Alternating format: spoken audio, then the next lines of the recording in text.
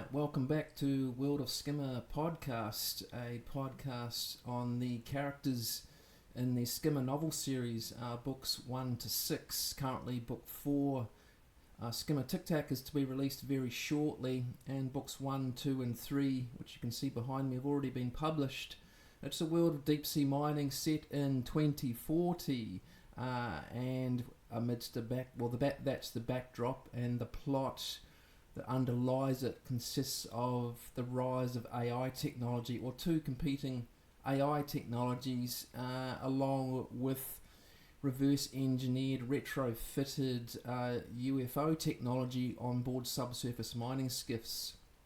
As of course, if you've been following the podcast, these subsurface mining skiffs are harvesting or mining deep sea manganese nodules and returning them to a giant Chinese-owned mineral harvester ship. So we've been looking at the characters throughout this podcast, and we're now going to talk about another character called Li, Chinese national, and helps run the Chinese mineral harvester along with Sue, the protagonist. But I thought we'd take a bit of time to discuss Li and his involvement in the novel series and the plot as it unfolds. Now, he helps run the harvester and looks after the operational side of the harvester along with Sue, but with more of a different focus. So we're talking about overseeing manganese nodule offloading to ships that come alongside.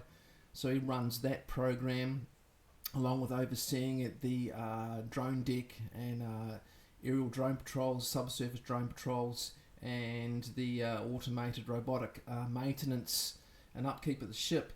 So that's the operational side of it. Now Lee's got quite a quiet personality and is very loyal to the company and of course to the Chief Operations Officer, Dr. Tsien. So he values loyalty above all else. And he does have his suspicions about Sue, but remains loyal to Dr. Tsien. Of course, there's some sort of relationship between Dr. Tsien and Sue that we don't quite know until well into book 5 and 6 in the series. So Lee's probably quite unaware of Sue's agenda initially until she starts showing her hand through book 3 and 4, and definitely into book 5 and book 6. So he assumes that they're working together to run the harvester in their respective areas or fields of expertise and oversight or command of the harvester ship on behalf of GlobeCorpMining and Dr. Tsien, the Chief Operations Officer, ashore.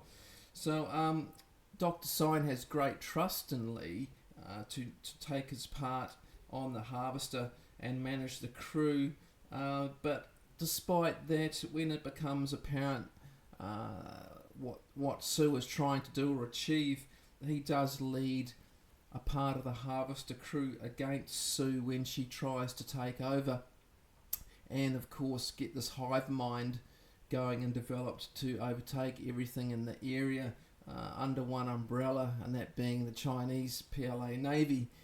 We think by the time we get to book 5 and 6, there's some, in hindsight, if you're reading it, probably not quite sure in the initial books in the series whether she is rogue or with the PLA Navy, but as we get into book 5 and 6, Lee suspects more and more that she has some connection to the PLA Navy. Where Dr. Tsien fits in that regard, he's not sure, and as the reader we're not sure either until book 6 in the series.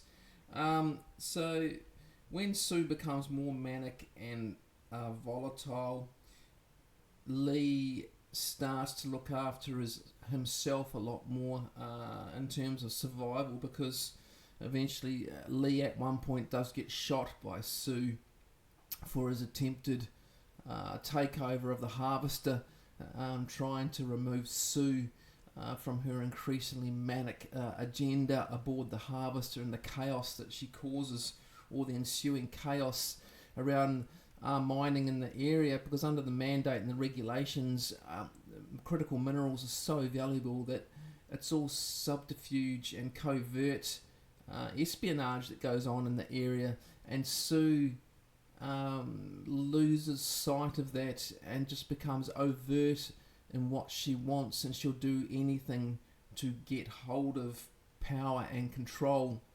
And ultimately, these are two AIs and their impact they have on the Skimmers with the overdrives, or the retrofitted reverse engineered UFO overdrive. So Sue pretends not to be interested in that, but she is interested in this risk optimizer AI, which turns into a hive mind eventually.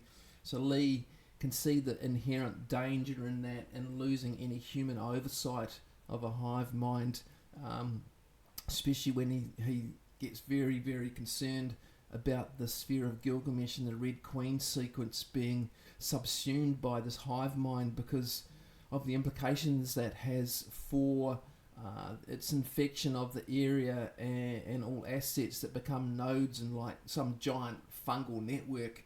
So Lee can see the danger in that, and it becomes apparent when human life starts to be harmed by the hive mind, when anything comes to threaten the hive mind and optimization of mining operations. So it has there's no oversight, there's no control of what it deems as a threat or a danger. It's anything, including humans. So as the situation deteriorates on the Skimmer, Lee, of course, I said before, that he gets shot in a skirmish in trying to regain control of the harvester, and that's because followers loyal to Sue back her up as the hive mind comes to power, and Sue tries to protect or stop anyone that's going to prevent that hive mind from taking hold. And of course it starts consuming more and more resources on board, because with consuming all the assets, it diverts some of them to actually constructing the power generation needed to provide the energy for this hive mind, because it consumes so much power. I mean, the heat source is massive, so the cooling that's required for it becomes quite substantial. So in terms of nodule production, a lot of that is diverted, which we don't really go into in too much detail, but to maintain the hive mind as it develops and requires more and more resources, it's got to get those from somewhere. So it turns a lot of its automated robots into catering for that. Now Lee, of course, goes from overseeing ship offloading and drone operations to trying to stop Sue and her agenda through all this. So and the crew gets split in two.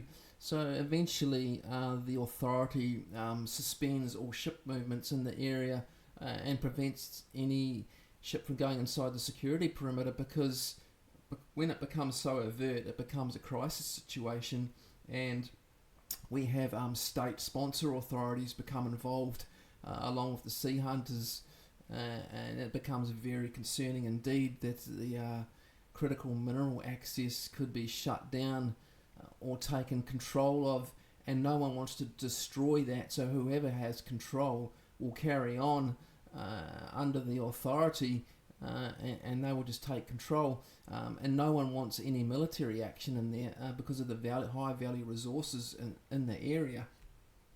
Now Lee's not sure why Dr. Tsien appears to look after Sue and her insubordination, or look out for her, because we know he takes her away in one of the earlier books, or takes her ashore when she attempts to shoot Ying Wei and take control, and she ends up back on the harvester, and we're not quite sure how that happened, but it had something to do with the PLA Navy base attached to the GlobeCorpMining ashore, and she gets back out on the harvester and continues with her agenda. Now why on earth Dr. Tsien would let that happen, we're not sure. I do suggest when we're talking about Dr. Tsien that he has the long view and plays the game and plays both sides to whatever the ultimate end game is, which we find out more about in book 6. But Lee's unaware of that, but loyal to Dr. Tsien, even though he can see the dangers or inherent dangers of what Sue's trying to do.